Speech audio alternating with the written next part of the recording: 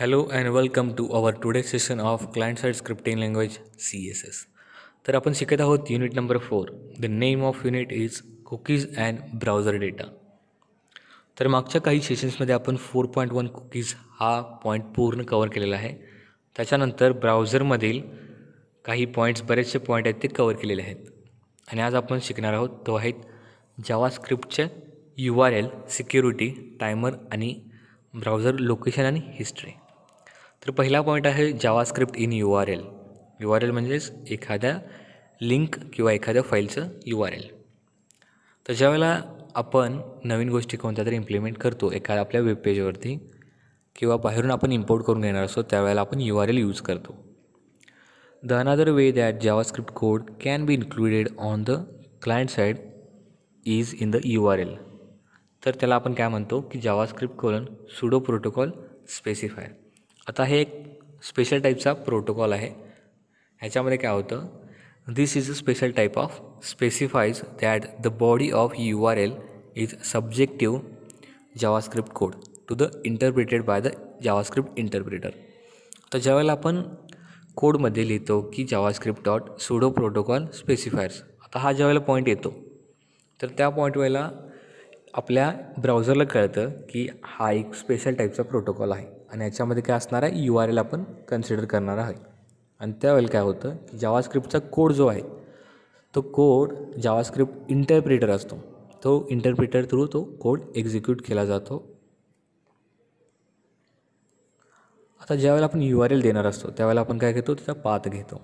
मग आता इथं काय असणार आहे, for example path is equal to /mypath. आता हा एक डिफॉल्ट पाथ असणार आहे. ज्यावेळेला तुमच्याकडे कोणता पर्टिक्युलर किंवा डिफिनेट एक पाथ नसेल तर आपण बाय डिफॉल्ट असा पाथ एक सेट करू शकतो. The URL path prefix the cookies will be accessible for pages under the path must be complete by default it's a current path. तर ज्यावेळेला आपण एखादं URL इन्सर्ट करणार असेल त्यावेळेला त्याचं जे URL पूर्ण असायला पाहिजे. हाफ URL इन्सर्ट केला तर त्याचा आउटपुट व्यवस्थित येत नाही. त्यासाठी तो मेन आपला URL पाथ असेल तर तो कंप्लीट असायला पाहिजे. If a cookie is set with path is equal to /admin it's visible at admin. आता ज्यावेळेला आपण पाथ देताना ॲडमिनचा जर पाथ दिला की जेणेकरून path is equal to /admin असा दिला तर तो पाथ कोणाला व्हिजिबल असणार आहे, ते पेजेस असणार आहेत ते फक्त ॲडमिनला व्हिजिबल असणार आहेत. आणि ज्यावेळेला आपण /admin /something अशा प्रकारे किंवा /home किंवा /admin अशा प्रकारे देतो तर त्याला व्हिजिबल होत नाहीत. तर फक्त ज्या ठिकाणी तुम्ही ॲक्सेस देता किंवा त्याचा पर्टिक्युलर पाथ नेम देता तर तो त्या पाथपुरता ॲक्सेसेबल असतो. पण जर बाहेरच्यांना ॲक्सेस करायचा असेल तर आपल्यासाठी एक ऑप्शन आहे, तो आहे की रूट यूज करायचा आपण. root.:path is equal to /. आता ज्यावेळेला आपण सिंटॅक्स यूज करतो रूटचा तर त्यावेळेला आपले जे वेबपेज असणार आहेत वेबसाईटचे तर ते सगळीकडे ॲक्सेस होणार असणार आहेत. आता आली आपल्या ब्राउझरवरतीच जावास्क्रिप्ट थ्रू आपण सिक्युरिटी कशा प्रकारे देऊ शकतो. A secured cookie is cookie that works with HTTP/HTTPS is known as HTML only cookie. आता आपण ज्यावेळेला URL चेक करतो आपल्या वेबपेजवरती किंवा एका आपल्या ब्राउझरवरती तर आपण काय टाकतो, HTTP किंवा HTTPS./ वगैरे अशा प्रकारे आपण लिहित असतो. तर ते एक सिक्युरिटीचा टाईप असणार आहे आपल्या जावास्क्रिप्टमध्ये. त्याला आपण काय म्हणणार आहे, HTTP only cookie. This cookie are used for HTTP request so unethical access through scripting is not possible. म्हणजे जेव्हा आपण HTTP किंवा HTTPS लिहितो तर एक सिक्युरिटीचा आपला पार्ट असतो किंवा सिक्युरिटी आपल्या कुकीज यूज करतो आपण. पण काही अनइथिकल म्हणजेच जे गोष्टी इथिकल नसतात किंवा ज्याला परमिशन नसते त्या गोष्टी स्क्रिप्टिंग थ्रू आपल्या वेबपेजवर येऊन कोणी अटॅक करू नये यासाठी आपण सिक्युरिटी यूज करतो. Therefore cross site scripting can be stopped which is turn stops attack. म्हणजेच बाहेरून कोण अटॅक करत असेल वेबपेजवर तर ते आपल्याला कमी करता येते किंवा स्टॉप पण करता येते. The security attribute is always activated for secured cookies. तर जे आपले ॲट्रिब्यूट्स असतात जे की आपण यूज करणार असेल तर ते कायम ॲक्टिवेट करून आपल्याला ठेवावे लागतात कुकीजमध्ये. So it is transmitted with encrypted connection without any hassles and security issues. म्हणजे ज्यावेळेला आपण वेबसाईटवरती सर्फिंग करतो तर त्यावेळेला काय असते, आपल्या डेटा पॅकेट्स किंवा ट्रान्समिशन चालू असेल तर त्यावेळेला काय होऊ शकते की अटॅकर्स आपल्या वेबसाईटवरती अटॅक करू शकतात आणि वेबसाईट आपली हॅक करू शकतात. तर त्या गोष्टी ह्या गोष्टी टाळण्यासाठी आपण काय करतो, जे काही ट्रान्समिशन आपलं असतं ते एन्क्रिप्टेड करून कनेक्शनमध्ये ठेवलेलं असतं आणि त्याच्यातून आपण ट्रान्समिशन करत असतो. त्यामध्ये आपल्या सिक्युरिटी इश्यूज येत नाहीत आणि ते सिक्युअर राहतं. The HTML only flag does not give cookie access to JavaScript or any non HTTP methods. आता हा जो आपला फ्लॅग असणार आहे HTTP ओनली, तर याच्यामध्ये ज्याला ॲक्सेस नाही आहे किंवा ज्या गोष्टीला परमिशन नाही आहे तर ते परमिशन अलाव करायचं काम करत नाही, ते तिथे रिस्ट्रिक्ट करतं. जसं की असतील जे नॉन HTTP मेथड्स असतील तर त्यांना परमिशन ते अलाव करत नाही, जेणेकरून कोणताही नंतर फ्युचरला हार्मफुल इफेक्ट आपल्या वेबसाईटवरती कॉज होता कामा नये. This is located in the secure cookie header.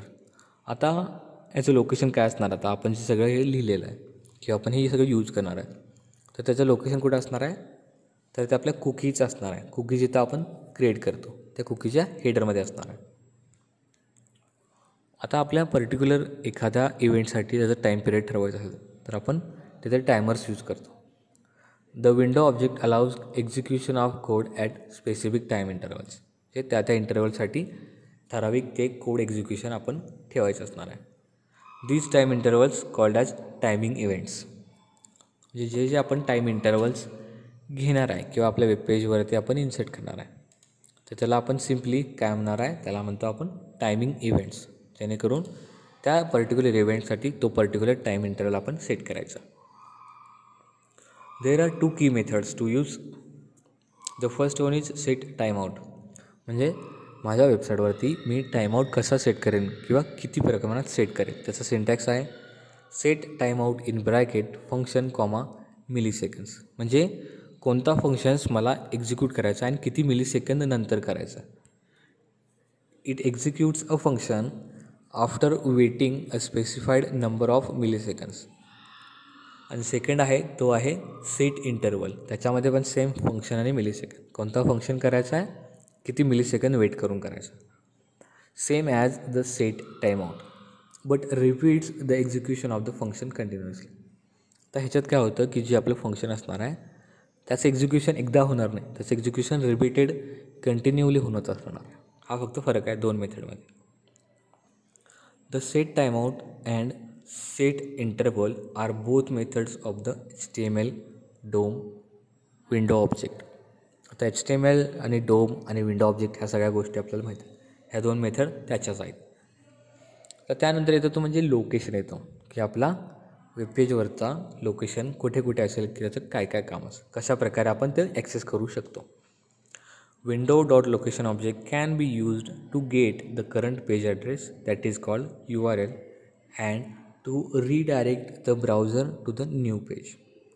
म्हणजे आपण ज्यावेळेला URL इन्सर्ट करतो आपल्या वेबपेजवरती तर त्यावेळेला काय होतं की ज्यावेळेला ते URL एक्झिक्युशन होत असतं त्यावेळेला त्याचं एक्झिक्युशन नवीन विंडोमध्ये होतं. त्या ठिकाणी आपण नवीन विंडो ओपन करून देतो त्याला आता विंडो लोकेशनमध्ये कोणकोणते पॉईंट्स येतात, तर window dot location object can be written without window prefix. म्हणजे इथं विंडो लिहिणं कंपल्सरी नाही, त्याला विदाऊट विंडो आपण लिहू शकतो. काही सॅम्पल एक्झाम्पल्स आपण बघूया लोकेशनसाठी. Window dot location dot hrefs returns the hrefs URL of the current page. ज्या पेजवर मी काम करतं त्या पेजचं URL मला रिटर्न करायचं असेल तर मी window dot location dot hrefs use करणार. आणि ज्यावेळेला मला त्या वेबसाईटवरचं होस्ट आणि त्याचा डोमेन नेम हवा असेल तर त्यावेळेला मी काय करणार, window dot location dot host name हा यूज करणार. ज्यावेळेला मला त्याचा पाथ रिटर्न करायचा असेल, फाईल नेम करायचं असेल तर मी काय करणार, window dot location dot path name हे यूज करणार. आणि ज्यावेळेला मला कोणत्या प्रकारचा प्रोटोकॉल ह्या वेबसाईटवरती घेतलेला आहे, यूज केलेला आहे ते बघण्यासाठी मी काय करणार, window.location.protocol हा मेथड मी यूज करणार. आणि त्यानंतर window.location.assign हे काय करतं, आपलं न्यू जे डॉक्युमेंट असणार आहे ते लोड करायचं काम करतं. त्यानंतर येतो म्हणजे आपला जी ब्राउझर असते त्या ब्राउझरमध्ये हिस्ट्री असते. तर हिस्ट्रीमध्ये काय काय असते आणि कशाप्रकारे आपण ते ॲक्सेस करू शकतो. window.history object contains the browsers history, म्हणजे आपण जे ब्राउझरवरती इंटरनेटवर सर्फिंग करतो, जे काही मल्टिपल टॅब उघडतो किंवा मल्टिपल वेबसाईट पण सर्च करतो, ज्या काही गोष्टी आपण वेबसाईटवर परफॉर्म करतो त्या गोष्टी सगळ्या हिस्ट्रीमध्ये सेव्ह राहतात. The window.history object can be written without the window prefix. त्याच्या मेथड्स आपण बघूया की कोणकोणत्या प्रकारे आपण हिस्ट्री बघू शकतो. history.back, आता ही जी मेथड आहे हे कशासाठी असणार आहे की जसं आपण ब्राउझरमध्ये एखाद्या मल्टिपल वेबसाईट आपण ब्राउज केल्या तर आपण जसं बॅकला येतो की मला प्रिव्हियस वेबसाईट किंवा प्रिव्हियस पेज बघायचं असेल त्यावेळी आपण बॅक क्लिक करतो, त्यालाच सेम आपण त्या गोष्टी history.backमध्ये घेऊ शकतो, जेणेकरून same as clicking back in the browser. Similar way ना history.forward, तर हे काय असणार आहे, जसं आपण ब्राउझरमध्ये फॉरवर्ड बटन क्लिक करतो तसं सेम असणार आहे. तर ह्या सगळ्या पॉईंट्स आपण आजच्या सेशनमध्ये कवर केलेल्या आहेत. तर ह्या सेशनमध्ये आपण 4.1 ऑलरेडी बघितलेला आहे. 4.2चा बराचसा भाग आपण कंप्लीट केला आहे आणि 4.2चा लास्टचा पार्ट आपण आज कवर केलेला आहे. तर आजच्या सेशनमध्ये आपला युनिट नंबर 4 हा संपतो.